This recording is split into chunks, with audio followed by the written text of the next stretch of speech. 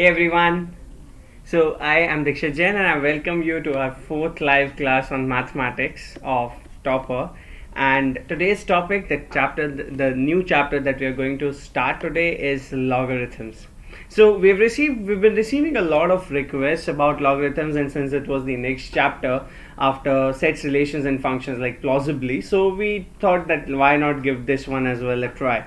So logarithms being one of the most easiest chapters, I wouldn't say easiest, I think that might be like an understatement. However, I would say that logarithms being one of the most friendliest chapters with the other chapters, as it has a lot of its application as an application in the form of in questions of other chapters, which is why we this chapter is not just important, but it usually is asked in a multi-conceptual question in which a part of this chapter is involved with some different properties of from or some important concept from a different chapter. So yeah, with this basic introduction, I, Dikshit Jain, would like to start this class on logarithms. But before that, I'll do my usual.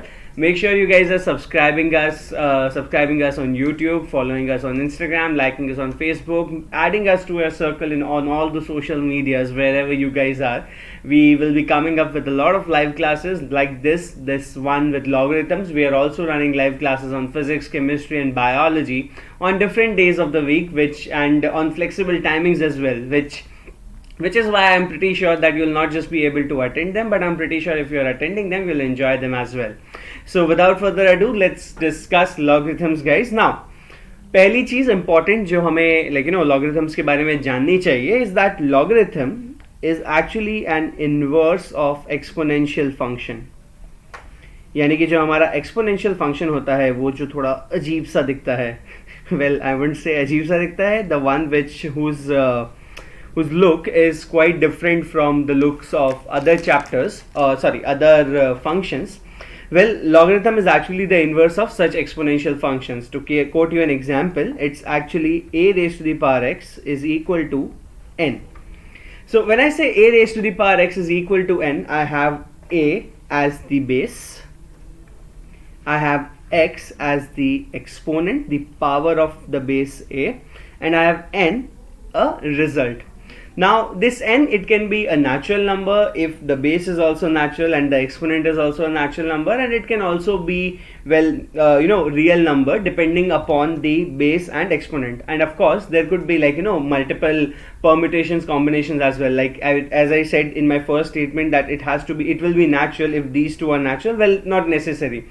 It can also be natural if there is a certain combination available of base and exponent, even if base and exponents are not natural. So yeah, there goes this particular statement, this particular picture of what your exponential function looks like. It is a raised to the power x is equal to n. Now moving to the logarithmic function, whenever we write a raised to the power x is equal to n, we have a logarithmic form of this exponential function, and this logarithmic form is simply log of n to the base a is equal to x. So this is how you write this particular form, that is the exponential form in the logarithmic form. Now you must be thinking that is quite direct. How do I know that which is which value should be where? Well, don't worry about that. Let's consider this example in much more clearer manner. Let's consider that this is our a raised to the power x is equal to n. I'm considering this value as the value, this as the base, and this as the exponent. Now all you have to do is write log first of all. Now log will always be of a value which will be to some base, and the result will always be an exponent. Exactly, guys. Now all you have to do is substitute these values, these alphabets and symbols in here based on what I have written, and you'll get your logarithmic form of a raised to the power x is equal to n. So value is n, that is why log of n to the base a is equal to x. Let's try this out with the help of an example. I think the most the easiest example that I can choose is 2 square is equal to 4. Well, of course 2 square is equal to 4, I know, we all know that, but what will be the logarithmic form of this function then? Well, the logarithmic form will be log of 4 to the base 2 is equal to 2. Now make sure you guys are taking care of what is the value, what is the base, and what is the exponent of the function. In this question itself you can see that this is your base, this is your exponent, and this is the value, which is why I have written log of value, that is 4 to the base 2 is equal to 2, which is again in the exponent part. So moving further, let's take a different example. Let's say that we have 1 by 2 whole raised to the power x is equal to 1 by 8. Now let's say we have to find this particular example, or let's say if we have to write this particular example in the logarithmic form. What we'll do, we'll simply write this as log of 1 by 8 to the base 1 by 2 is equal to x. Now what you can see over here is that x is basically that value which is unknown. Well, we all know that x is a variable, and we have to find the value of x from these two forms. So from the exponential form it is going to be quite easy. Why? Because we all know that if we have to do the exponential form, the simplification, we always say that 1 by 2 raised to the power x, if it is equal to 1 by 8, then we keep this 1 by 2 constant. We don't really change it in any way, and we make this 1 by 8 and try to put it in the form of 1 by 2. We all know that 1 by 8 will actually be 1 by 2 whole cube, right? Because 2 cube is 8 and 1 cube is 1, so it won't really matter whatever the power of 1 is, it will always be 1 except when it is infinity, which is an indeterminate form. However, for 2 raised to the power 3 will be 8, which is this number that we are converted. So this basically will imply that since bases are equal, so we know from the laws of exponent that if bases are equal and if these two values are equal, then therefore powers are also equal, or the exponents are also equal. And if powers are equal, then this would imply that the value of x will be equal to 3. So basically you can just directly substitute this value of x over here, and the entire logarithmic form of 1 by 2 whole raised to the power x is equal to 1 by 8 will actually become log of 1 by 8 raised to the base 1 by 2 equals 3.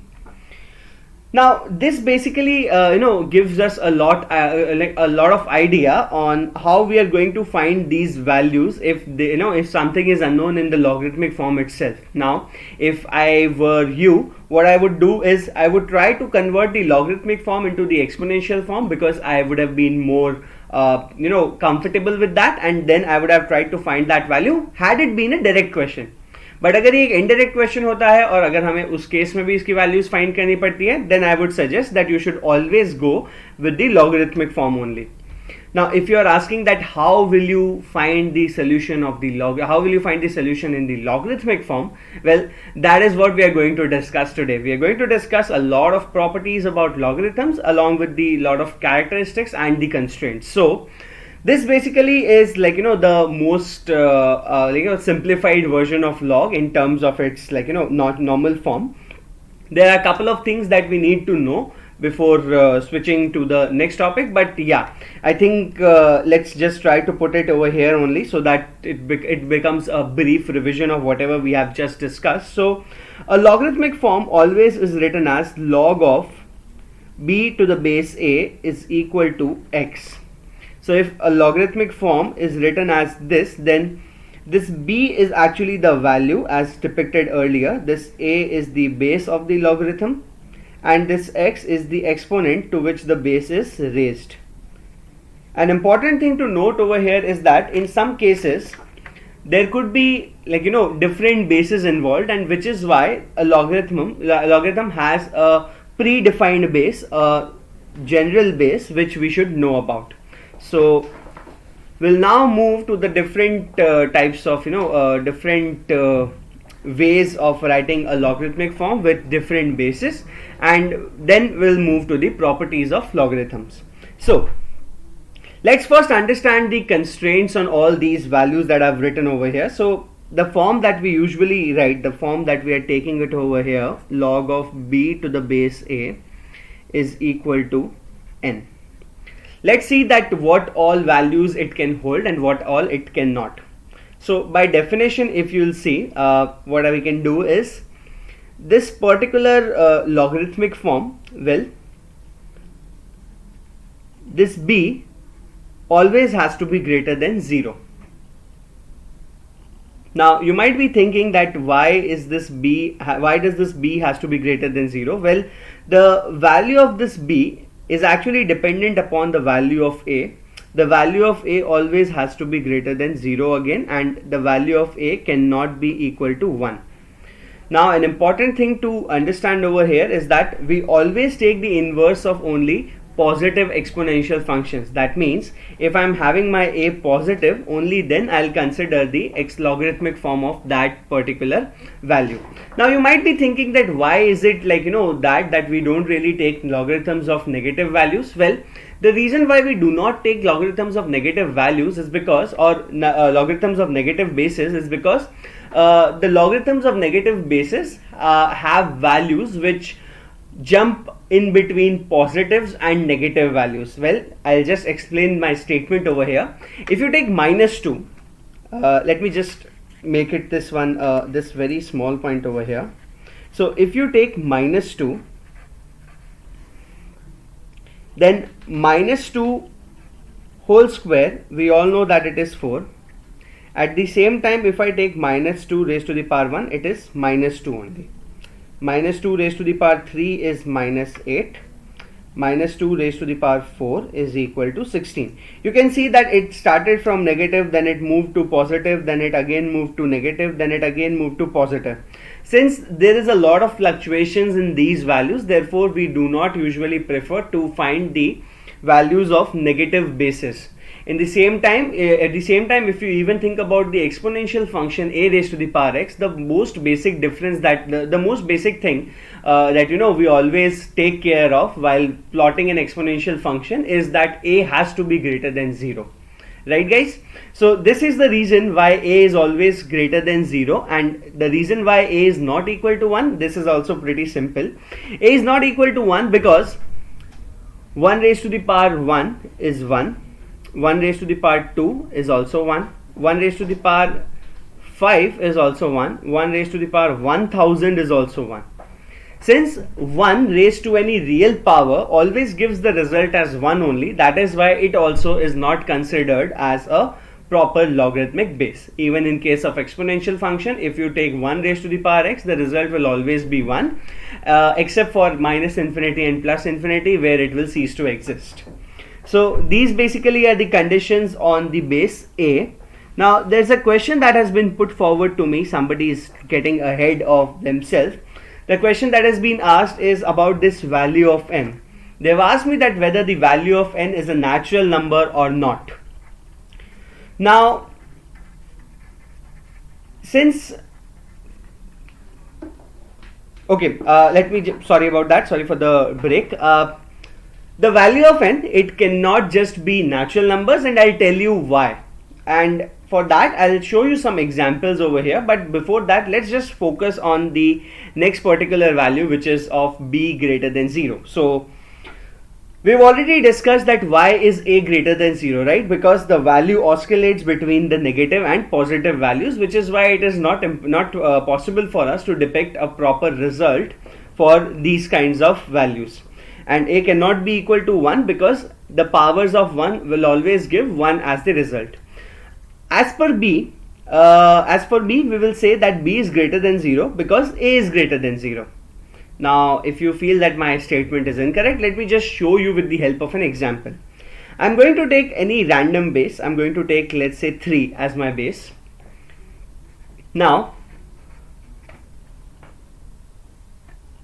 if I take 3 as my base, and if I take 3 raised to the power x or 3 raised to the power n as any defined base, you can see that this 3 raised to the power x is actually, so tell me that value of x for which 3 raised to the power x is going to give me a negative value.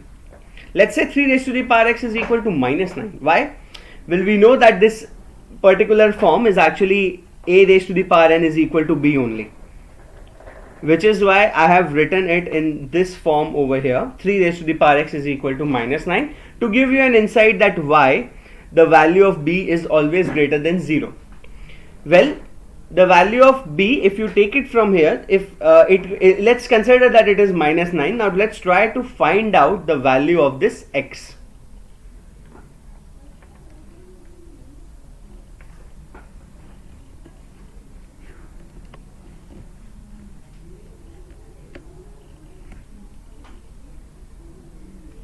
Sorry guys, so we have 3 raised to the power x is equal to -9 that we have considered over here. 3 raised to the power x is equal to -9 is very important thing to understand why b has to be greater than 0. And the reason I am asking you is this question is because I want a value of x from your side, which proves that there does exist an x which will give you 3 raised to the power x is equal to -9. Well, if you'll think about it, and in fact you'll think about it a lot, but ultimately you will not get any value for which 3 raised to the power x is equal to -9. And the reason is because since 3 is positive, therefore for any real power, be it -1, -2, -25, anything else, well, for any real value it is always going to give you a positive result only. Which is why you can say that if a is this 3, n is this x, then b has to be greater than 0. The minimum to minimum value which this b can take could be something which is just greater than 0. But one thing is for sure, that it will always be greater than 0. And these are the reasons why we say that a is greater than 0, a is not equal to 1, and b is greater than 0. It is all because of this base and this value that we always consider them as these values. That is, we always put these constraints on a and b. Just to make sure you've understood it again, I'll just take one more example to show you that. So if I take any number 2, and if I raise to any power, any unknown power x, then 2 raised to the power x will be equal to b. And since this 2 is positive, therefore the minimum value of b that you can obtain from this will be greater than 0. In a similar manner, if b is greater than 0, then your base also has to be positive. Why? Because a is greater than 0 already, and a cannot be equal to 1. So these basically are the constraints, guys, that we usually face while we are talking about the logarithm. Now coming to the question of one of my viewers, I have the value. I've been asked what will be the range of n. So it's actually a very good question, but the thing that I haven't discussed it until now, it's because we were discussing a and b initially. So now based on a and b, what we will do, we'll try to find out the possible values of b, like this power n.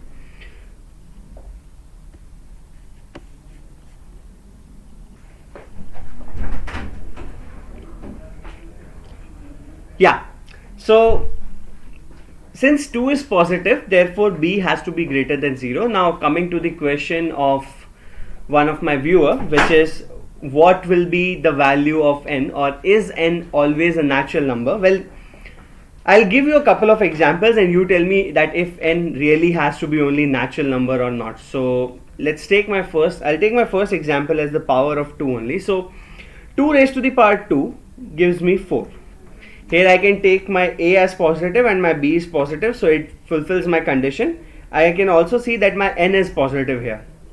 At the same time, if I take 2 raised to the power -2, then also I get a result that it is 1 by 4.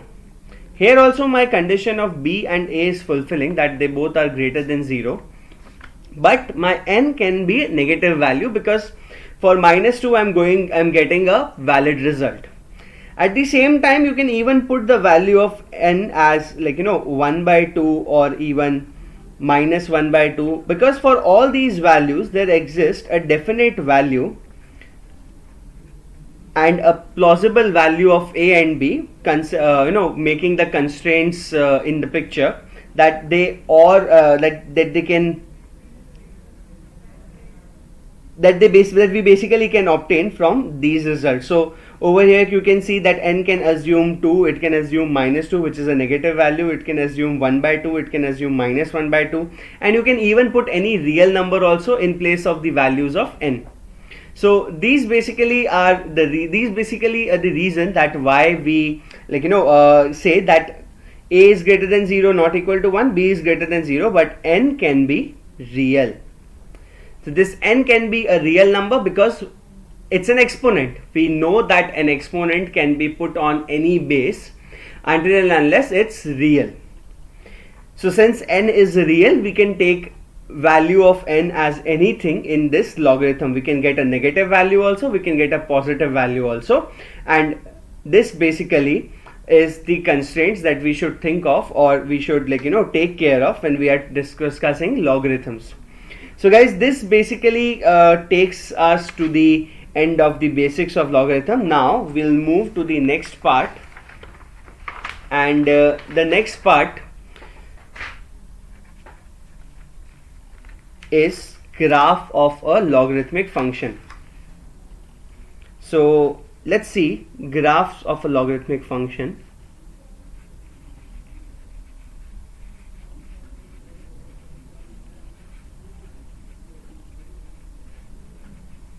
Now for the graph of a logarithmic function, it is important to define the logarithm beforehand. What I'll do, I'm going to consider my logarithm as y is equal to log of x to the base a. But don't you think having a base a is actually pretty obscure? I mean, it's not really a defined base, it's actually an undefined base, which is why we have a default base of logarithm. So the default base of logarithm is a is equal to 10. That is, we always consider logarithm as y is equal to log of x to the base 10 until and unless a different base is mentioned. There is another base which is important in case of logarithm, and that is the natural base of logarithm, which is y is equal to ln x. Now what is ln x? Well, natural base of logarithm is actually the Euler's number, or e. So this ln x is also written as log of x to the base e. So in your exam you might get a question which is which has ln x written. So don't really worry that what is this ln x, you've not really studied it. It's actually log x to the base e only. So guys, make sure that you are taking notes of all these things. Log of x to the base e is actually the natural base of logarithm. It will be usually mentioned if the examiner or if the the person who's asking you the question is mentioning it basically will mention this e if they want you to use this base as e. However, if let's say you are simply asked log of x, then you always have to assume the natural base of log, which is 10. Natural base of log is always 10. So if you are getting a question written as y is equal to log x, you should by default take it as log of x to the base 10. Then again, if you are getting a question as y is equal to ln x, you should always take it as y is equal to log x to the base e. Right guys? So make sure that you are taking care of these things in particular, and based on what we have just discussed, now we'll draw the graph of a logarithmic function. Now the graph of a logarithmic function actually looks like this. The answer to your whys and hows is something that I'll answer later, but yeah, it more or less looks like this.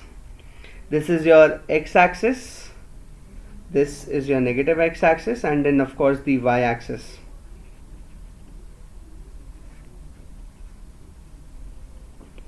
So it always starts from negative infinity and would move towards the positive infinity. And the reason, if you are asking me, well, it is something that we'll be able to understand after the properties of logarithm.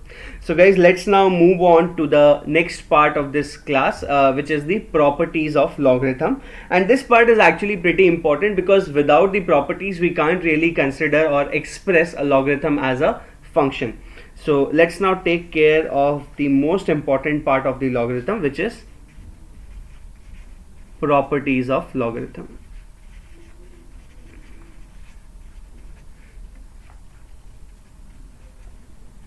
The first property of logarithm is that if you have a base a, and if this base is raised to the logarithmic power log of x to the base a, then result is actually equal to x only. So over here you can see that all you have to take care of is that these two numbers are has to be equal. Like, let's take an example. So for example, if I take 2 raised to the power log of 13 to the base 2, then because of this 2 and this 2, all of this will get cancelled, and the result will simply be 13. So if, let's say, this is given to you and they say that this is not 13, this is x, then, and if you're asked the value of x, then the value of x will be 13. So this is the first important property of logarithm. Now the second important property of logarithm is that log of m into n, that is log of two numbers expressed in the product form, is actually equal to log of m plus log of n. So this basically is log of m plus log n, and we can say that if we are having any number in front of logarithm, then, and if we can factorize that number, then logarithm of that number is actually equal to the sum of the individual logarithm of its factors. Quite confusing, right? Let me give you a much better idea about this. Let's say you have a logarithmic number as n, and let's say this n is actually written as x1, x2, x3, x4 and so on up until xn. So let's say that these are the factors of n. Now you can basically say that this will mean that log n actually is equal to log of x1, x2, x3 and so on till xn, right? Now because of this property, what you can say is that log of this number n will actually be equal to the sum of the logarithm of its individual factors. So sum of the logarithms of the individual factors, the individual factor is x1, sum, and then individual factor is again x2, then again sum, individual factor is log x3, and so on. You can do the sum until log of xn. So this is how you can write a logarithm. Now to give you a much better idea, I'm going to take an example. Let's say we have to find out log of 108. Now if I want to find out log of 108, what I'll do, I'll factorize 108 first. So log of 108 will actually be equal to 27 into 4, or I can say it will be 2 square into 3 cube, right? Now what I can do is, I can, instead of writing this as 2 square into 3 cube, I can say that this is actually 2 times 2 times 3 times 3 times 3. 2 2s are 4, 3s are 12, 3s are 36, 3s are 108. So you can say that this log of 108 actually is equal to log of 2 into 2 into 3 into 3 into 3. But I say that instead of writing it in this way, you should actually write it as the sum of the logarithms of individual factors, that is log of 2 plus log of 2 plus log of 3 plus log of 3 plus log of 3. That will give you 2 log 2. Consider this as x and this is x, so x plus x is 2x plus y plus y plus y is 3y. So it will actually be equal to 2 log 2 plus 3 log 3. And this is how you can express this log of 108 in terms of its factors individually, and then the quotient form basically. So this is how you get the logarithm of 108 in a simplified form. Now let's take a couple of questions. So I have one user who has asked me, what is the logarithm of complex iota? Okay, that's actually a very good question. Let me tell you, logarithms only exist for positive values of a. That is why I've mentioned, sorry, positive values. That is why I've mentioned it clearly in my, in the initial discussion, that if we are finding the log of b to the base a is equal to n, then the b has to be greater than 0. So basically b can't even be negative, which means since it can't be negative, it means it can't also be complex. So that's actually the reason. Now let's take a different question. I hope Weber, I had answered your question and you've understood it well as well. And so next question.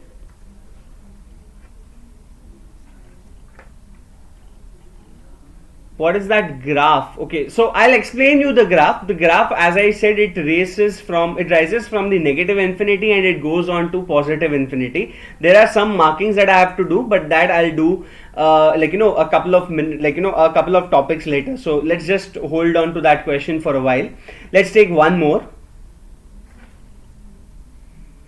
So I have a user who has asked me,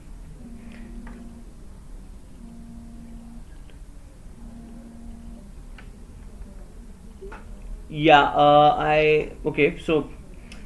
there's a user who has asked me, can I use the log table? Okay, so the user's name, see, whatever the username is. So yes, we will be discussing log table in one of these sessions later. So yeah, please just keep us in touch with you, and make sure you are following us on YouTube and not missing any update from our end for the live classes.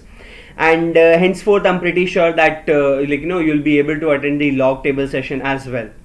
So anyway guys, let's now get back to the topics once again. Now the two properties that we had discussed, they were a lot about what we are supposed to do. Now there is a third property which is again pretty important, and this third property is log of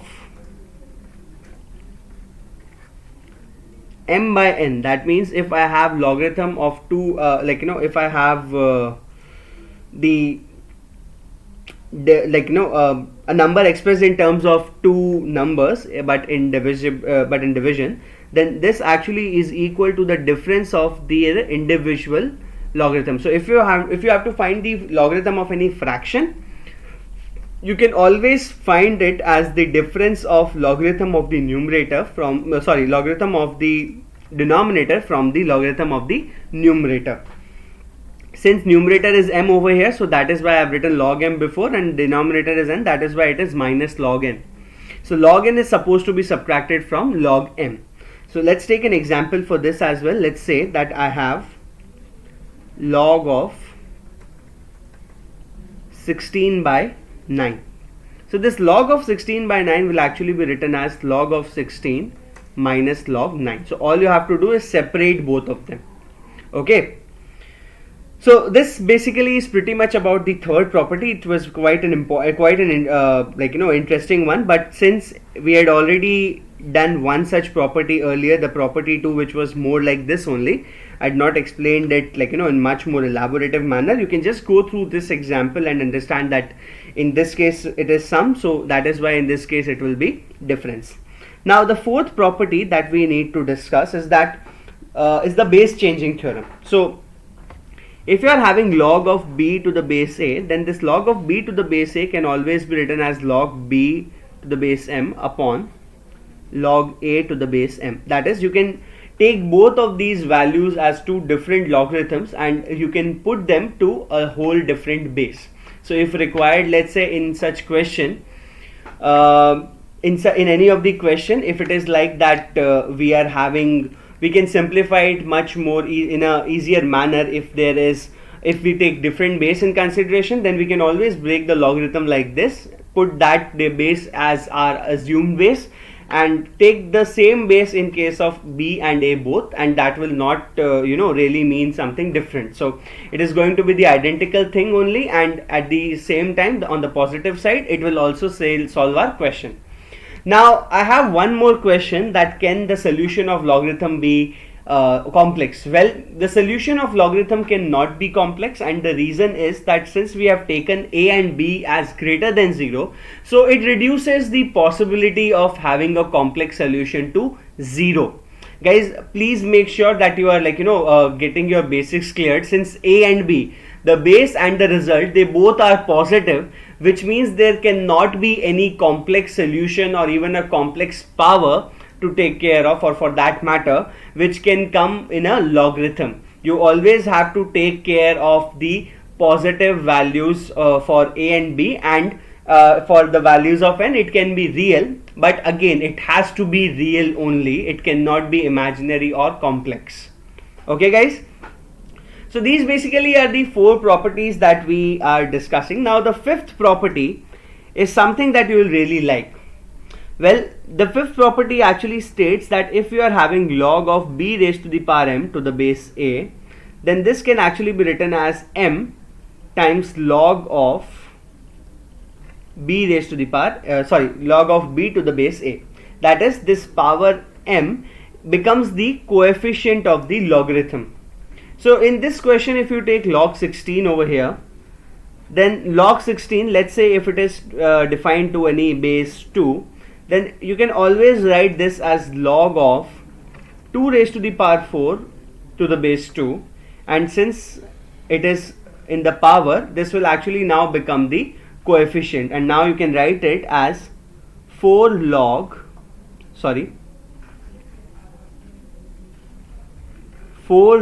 of 2 to the base 2. Right guys, pretty simple. So all you have to do is try to simplify your value over here, try to break it into its prime factors, then split it using this particular property, and after splitting it, if the power is more than 1, if the power is 2, 3 or something, then you can always send them to the coefficient. I could have done a similar thing over here as well. I could have written this as log of 4 times 27, and finally I would have got the same result only, because log 4, well, this 2, if it is written in this form, if I don't write this 2 here and write it here, then it actually becomes log 4 only, and this 3, if I remove it from here and put it over here, it will become log 27. So all you have to do is just simplify it using the properties that we have learned, and all each of the logarithmic value can be expressed in terms of a whole different value. So that is why these properties are important, because they give each particular value a lot of different kinds of identities, one of which will be an easier way to solve any given question. Now let's try and take a question, and I'm just going to keep this page a bit on the side, and when we'll be discussing the graph part again, I'll just take it back. So the next part that's important and we have to discuss is that log of a to the base a is equal to 1. Now if you are thinking how, let me just write the exponential form of this. We know that this is actually log of b to the base a is equal to n. So if I take a raised to the power n is equal to b as the exponential form, I can say that my a is a only, my n is 1, and that is why the value of b that I have obtained from here is a only, because a raised to the power 1 is equal to a. So this basically is one of the most important, and in fact one of the my favorite properties of logarithm, because it gradually gives us a natural number as the result, which is much more which looks much more fascinating than a logarithmic function, right? So this basically is how we express logarithms in terms of its natural numbers as well. So if for example I take log of 5 to the base 5, then it will equal to 1, it will be equal to 1. If it is log of 10 to the base 10, it will be equal to 1, and if it is log of 1 to the base 1, it will be equal to 1, right guys? wrong. It cannot be the way. Why? Because we can't really have the value of a as 1. A is not equal to 1, guys. Make sure that you are taking care of this. You're making a note of this. The reason why we can't take the value of a as 1 is because then it will have multiple answers. Now if you ask me how, you'll see that log of 1 and the result is always 1, so the value can be 1 also, it can be 2 also, it can be 3 also, it can be -5 also, it can be -1000 also. You can get a lot of different values for this one, and we know that in a function for one particular value of x there has to be only one unique value of y. If there are more values, then it's not a function, it's simply a relation, which is why we cannot consider the value of a as 1. Right, guys? So these are the two things that you need to understand. Now let's come back to the graph, because graph is something that is going to help us now a bit. So as I said, I have taken the graph of y is equal to log of x with base 10. I'm going to explain a couple of points over here. Just this graph will be explained in much more elaborative way in our next class, but until then you'll just have to bear with me. So let's consider that this basically is the value of x that we've obtained. So in this particular case, what you will see that since I've taken the graph the base as 10, in fact let's take the base as something like much more simpler, so that we get a desirable result. Let's say that it is not log of x to the base 10, it's log of x to the base 2. Since the base is 2, that means there is one thing which is clear, that log of 2 to the base 2 will be equal to 1. So if you put the value of x as 2, you're going to get the result as 1. So all you have to do is take care of that particular point. It will give you 2 over here, it will give you 1 over here, and this particular point right here shows us that this point is 2, 1. In a similar manner, you can see that this is 1, and corresponding to that the value of y that you are getting is 0. So this point is actually 1, 0. Which brings us to my next particular part, next important part that we are going to discuss, and that is log of 1 to any defined base is always equal to 0. So guys, this is one important thing to understand. Then again, this is again one important thing. So for you only, what I'm going to do, I'm going to circle it, or I'm going to put it in a box so that you can just take it from here. Log of a to the base a is 1, and log of 1 to the base a is equal to 0. So keeping these two things in mind, what we'll now do is see that we've already seen that y log of a to the base a is 1. Now we'll see that y log of 1 to the base a is 0. So just let's try and write this in exponential form, shall we? The moment you write it in the exponential form, you'll get the answer. Your base is a, your exponent is 0, and the result is something that you're getting as 1. Don't you think this is one law of exponent that you have learned in class 9th? In fact, class 8th or 7th for that matter. Well, a raised to the power 0 is equal to 1, where a will always be either real minus 0. And of course, in case of logarithm, this will not be the case. For logarithm, since a is always greater than 0 and a is not equal to 1, this particular property will always exist. That is, since a raised to the power 0 is equal to 1, we can say that the value of x, if the value of x is 1, then the result of that will always be, the result of y will always be 0, no matter what the base is. To give you a further insight, 2 raised to the power 0 is equal to 1, 5 raised to the power 0 is equal to 1, even 1 by 2 raised to the power 0 is also equal to 1. And similarly, if you take a different value, we cannot take negative value. Make sure, guys, that you remember it. We can't have a negative base. So even if you take 1 by 252 and raised it to 0 power, it is going to give you 1 as the result. So these are the important thing, guys, that you should note. Now I've found like a lot of questions that has been fired to me in this session. Guys, this is not the only session of logarithm that we are doing. There'll be a couple of other sessions as well in which we'll be taking logarithm as a function and the inequalities as well. So the question that somebody has asked me about log with greater than and less than sign, well, please wait until the next session, which is going to be next Wednesday. And since the session will be next Wednesday, I'm pretty sure that you can and it will be somewhat around this time only, so make sure that you are free. You are keeping yourself available at that time, and you are logging in on your computer, opening YouTube and watching our Toppr live class, so that you can be a part of that session as well and get your queries cleared. For now, guys, these basically are the properties of logarithm, and I think this should be it for our today's session. Now, make sure that before you be a part of my next session on logarithms, you are just going through all the properties once again, because these are the properties that we are going to apply in the next session when we'll be dealing with logarithm as a function and in inequalities as well, so that that time it's not really a big problem for us. So before signing off, I'll do my usual. Guys, make sure that you are subscribing to us on YouTube, liking us on Facebook, following us on Instagram, keeping us in your social media circle, and not miss any updates from our end. So with this, I, Dikshit, will take your leave for this session. I hope you guys have enjoyed this session very much, and I hope I was able to simplify the properties of logarithm for you. So until next time, guys, bye bye, good night.